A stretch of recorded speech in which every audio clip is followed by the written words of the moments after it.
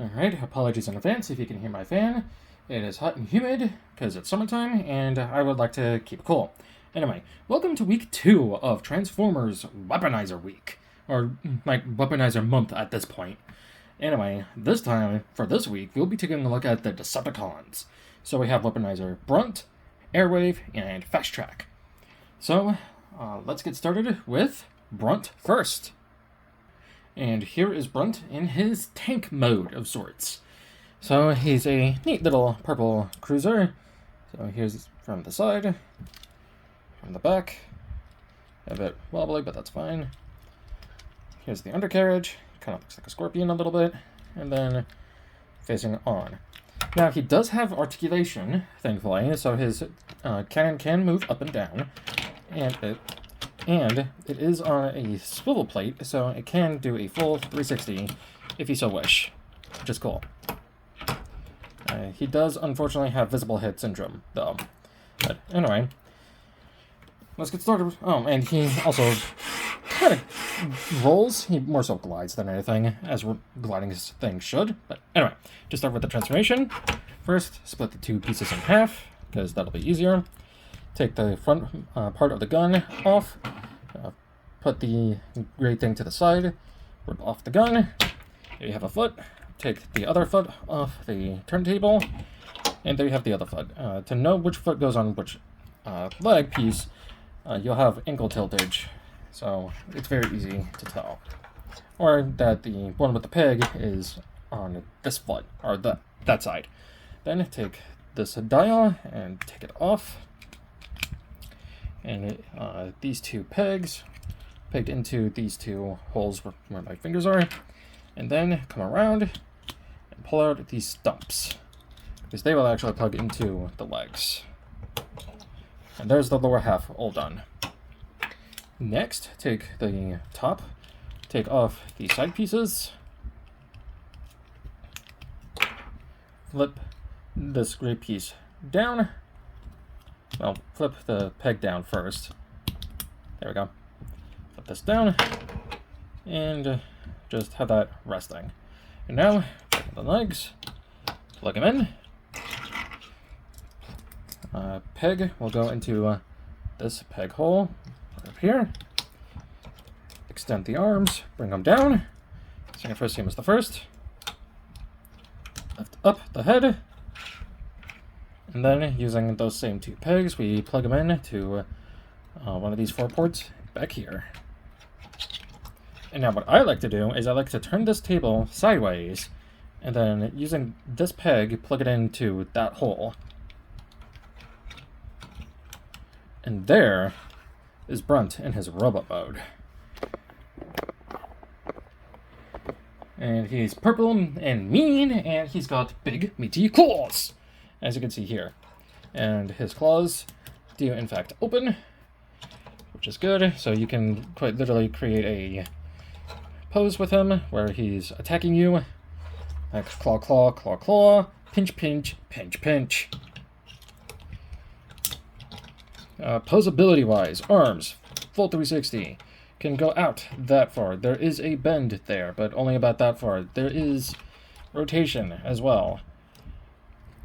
I gotta take the gun off for now. Leg up, that far, back, that far, knee, that far, and he's got ankle tiltage. Head on a 360, but it's kind of a pain to do so. You can pseudo have him, well, his chest piece doesn't really peg in anywhere, so it's just wibbly wobbly. But anyway, you can peg Brunt's gun into the hole in his claw hand, so he can kind of pew pew pew pew, bang bang, bang bang. Put this back on.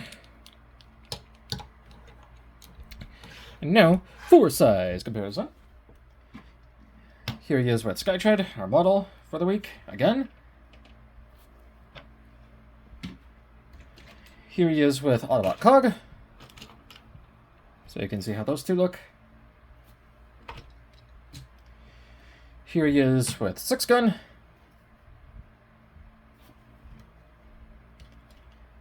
And here he is with Ironworks. So there you have that. Now, as a weaponizer, obviously, Brunt can turn into multiple pieces that can then combine onto another robot. So we will be using Skyjet again. So to start, let's just rip them apart. This piece can't come off, but I don't know why you'd want to do that. But hey, it's a thing you can do if you so choose. Take off the legs, take off the torso, unplug that back piece, and then fold that there, and you have the makings of a gun, kinda. So, there are all of your pieces. So, let's start with these pieces, because these usually end up forming the boots. So you want to have the arms in this configuration and just laying flat on the surface. And you still want to have the arms extended as well, just in case. So we then take our model, and because of the way his thing is situated, you actually want to do it like that. And even if you want to, you could probably get away. Yeah, it's probably better to just do that, unfortunately. Or even better. There we go. That's better. Turn it around, pick it in. And there you have some boots. And then we can take this, flip this peg. Circle hole goes into, or circle peg goes into circle hole. Rectangle goes into rectangle. Flip that around. Pick it in. Put this in. And this by itself can just peg into an arm as like a big gun of sorts. But what you can also do is you can also attach it to this. And then put the wing back, attach it up here. And now he's got a shoulder-mounted cannon of sorts, which is neat. For the sake of simplicity, I'm just going to give him a big old cannon.